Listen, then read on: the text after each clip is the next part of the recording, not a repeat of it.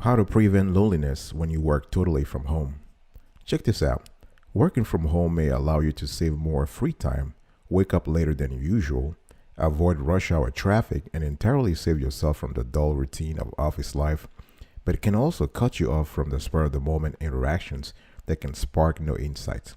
Start applying any of the 6 tips today so you can create positive relationships with colleagues when you work from home full time, combat loneliness, and make your overall telecommuting experience healthy, lively, productive, and enriching.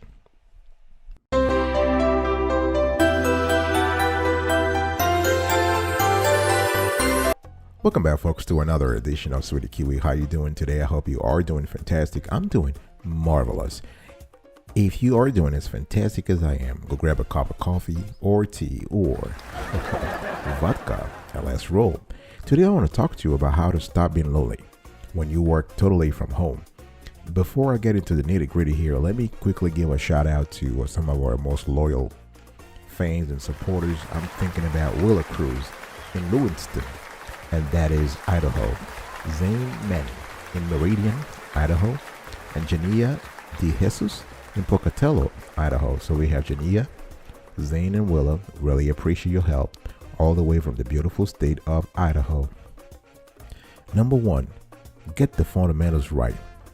Now, by fundamentals, I'm talking about all the infrastructure, quote unquote, infrastructure that make up your home office.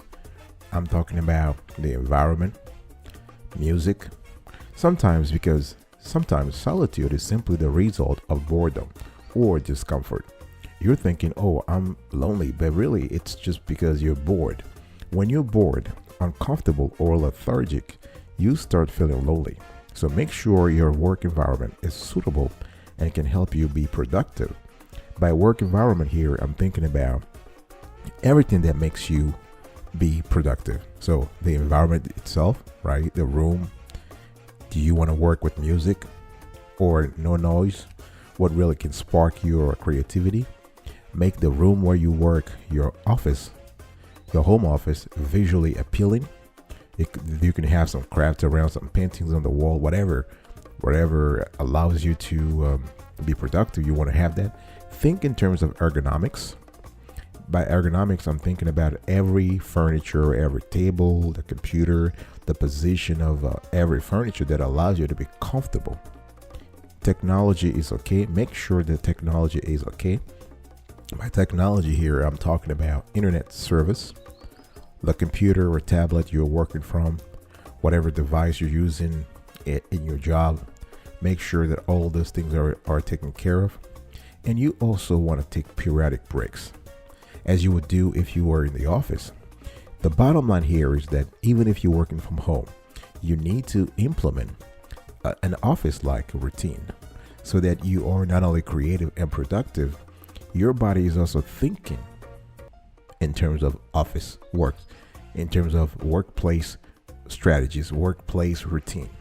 All right, so you want to get the fundamentals right. Number two, find an online community of like-minded practitioners.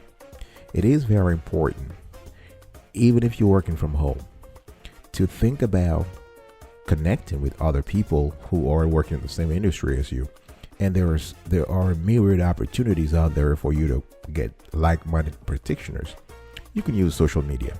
For example, Facebook. You can find a group.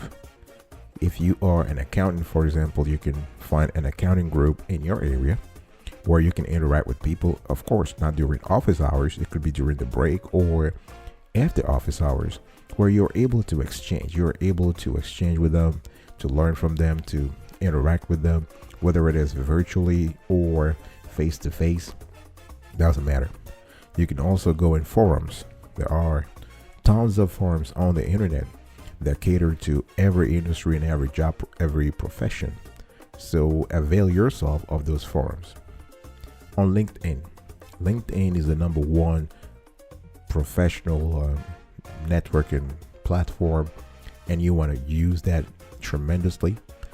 You can search by like-minded professionals in your area, in your state, in your industry. For instance, if you're an accountant, to go back to the earlier example, if you are an accountant working in the finance sector, in the banking sector rather, then look for financial accountant or banking accountants in your area, bank accountants in your area.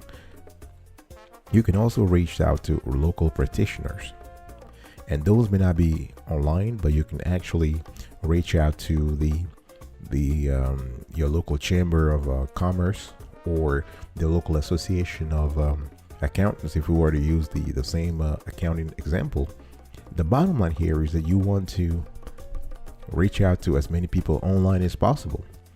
And by doing that, you'll be so busy. Your brain will be so busy. You'll have you barely have any time of being lonely. Solitude will be miles away. Solitude will be eons away. All right. So whether it is on Facebook and forums or LinkedIn, those discussion groups would allow you to share your successes and challenges and ask sensitive questions that, especially because participants are geographically dispersed, can be answered honestly and without feelings of competition, right? That's the bottom line here. You want constructive feedback, genuine feedback, where people don't feel like they have to compete with you because they work or live in the same area.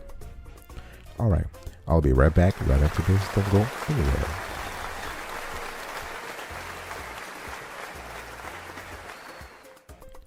Welcome back, folks, to another edition of the awesome Sweetie Kiwi Show. We're still having today a conversation around how to prevent loneliness when you work totally from home. And if you love the clarity and quality of the content so far, please consider subscribing to our channel right now and turn on the notification bell so that you are informed when we release a new show. And we do this every single day, rain or shine. Comment below, let us know your experience when dealing with telecommuting and also when dealing with loneliness. Share this content and like it. I want to quickly take the opportunity to give a shout out to Paloma Ray in Harperville, Mississippi, Gabby Gillespie in Jackson, Mississippi, and Marvin Horn in Gulfport, Mississippi. We love you. Thank you so much for your support and the feedback. Marvin, Gabby, and Paloma, all the way from the beautiful state of Mississippi. Number 3, to prevent loneliness when you work totally from home, always schedule daily video interactions. What I'm trying to say here is that whenever possible, always do video calls. You can use Zoom, Skype, Microsoft Teams. You want to interact with colleagues and make sure you see them. I'm not talking here about phone calls. Phone calls are pretty cool, but you want to see your colleagues. And not just the colleagues, but also your clients and other practitioners. Okay, so do the video call. Second, it's very important also to leverage all the corollaries of video technology. What I'm trying to say here is that you have a video technology allows you not only to see the person, but also to interact. So you can have instant feedback. If you're working on a project where responsiveness is key, you don't have to wait for the next day, or you have to wait for a few hours. You get the answers right then and there as you would in the office, right? Another thing is that you can use video technology to read people's body language, ensuring that they're more likely to remember and recognize you the next time you guys talk together, right? You're able to get an instant feedback on the in-person interactions here. So this is why you want to do video calls. Video calls is not just about, hearing the person and seeing the person, is also reading body language, right? Now, when it comes to scheduling daily video interactions, please track whether you prefer scheduling a smaller number of daily video interactions with clients and colleagues. Do you want to do in the afternoon, or you want to cluster them on the same day? This really allows you to see. It really depends on how you work. Some people like to do video calls for 2 hours in the afternoon, for instance, where, from Monday through Friday, where others, they would rather have one day. So there will be Wednesday, for instance, where they just do video calls all day and talk to their clients, to their partners, to their co-workers about work. Number 4, to prevent loneliness when you work totally from home, you want to learn about your coworkers' personal lives. You really want to make a concerted effort to learn more about the personal lives of your coworkers. Because when you work from home, think about it. There is a natural tendency to avoid wasting time with small talk, right? I mean, you just want to go straight to the point and really not worry about small talk. Now, it may seem like a better move to focus exclusively on work-related conversations, but that may be a mistake. The reason why the small talk, we all know, may seem trivial, but it's actually the cement that creates a rapport. If you want people to remember you, people to like you, people to want to be around you and to work for you and to be able to help you, you need to connect with them at a higher level, at a deeper level, not just at the work level. You need to get with them emotionally. You need to connect with them emotionally, right? So please make an effort to learn more about your coworkers' personal lives. I'm talking about their recent vacation, their son's sports matches, the upcoming nuptials, their whatever is going on, whatever is going on in their lives in terms of volunteering, whatever they are doing at the moment. And, be there honestly, be interested honestly, not just asking for the sake of asking. You want to know exactly what was going on, and you want to know the name of their dog, of their puppy, of their kitty, whatever it is. That's very important. Those small details, which may seem small, they could create bonds that enable you to build deeper relationships that are both personally and professionally gratifying and beneficial. So this is very critical to pay attention to that. I'll be right back right after this. Don't go anywhere.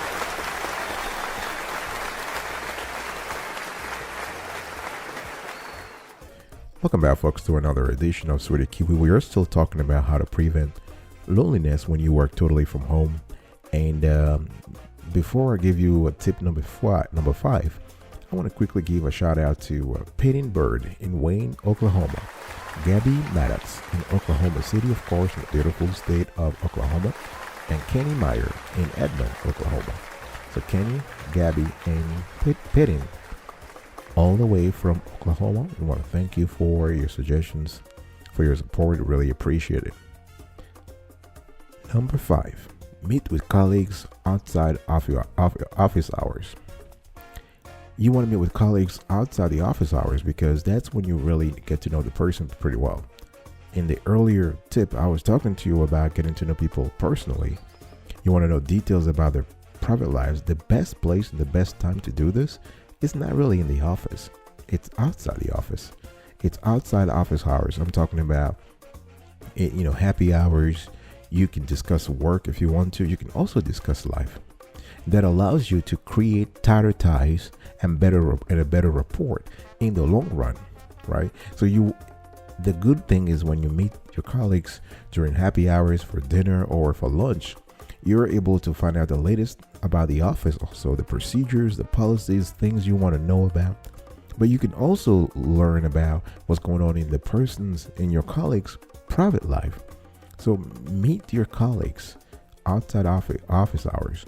Number 6, expand your professional network. Now, you might think that this has nothing to do with your colleagues, but it does. You can network with like-minded professionals who work remotely also. You can attend a networking event. You can volunteer in professional organizations. You can mentor or coach someone in the area or who also works remotely. You can seek a mentor or a coach and share experiences with that person. Preferably if the person also works from home, that will be fantastic. So the point here is that to prevent solitude when you work totally from home, you still need to network, professionally speaking. Okay, and networking comes from different sources. Let's not just go into an event or attending an online seminars. No, you can also volunteer. You can also network by volunteering. You can also volunteer by mentoring someone or coaching someone, or having a coach or mentor yourself. All right, folks. So this is pretty much it. Just kind of quickly give you a recap of today's conversation. To prevent loneliness when you work totally from home, you want to get the fundamentals right. You want to find an online community of like-minded practitioners. You want to always schedule daily video interactions. You want to learn about your coworkers' personal lives. You want to meet with colleagues outside office hours. And you want to expand your professional network. Thank you for listening to me. On my behalf, on the whole team, I will see you next time. Until then, remember, stay marvelous.